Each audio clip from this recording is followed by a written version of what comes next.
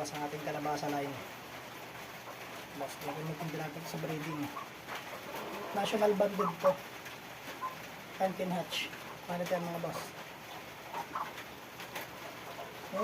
Ibang pullets din tayo dito eh. Mga pullets na rin tayo nito mga authentic din yung iba. Iba yung mga F1 lang, ganun. Malikot sobra. Malikot sobra to, malikot. Napakadilaw ng mga boss. Quality. Quality check. Quality yan mga boss.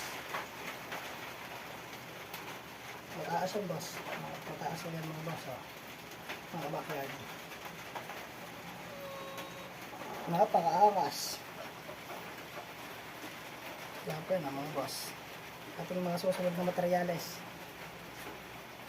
Ito na. Umpisahan na natin. Wala pa tayong masyadong, hindi pa tayo magsasabong eh.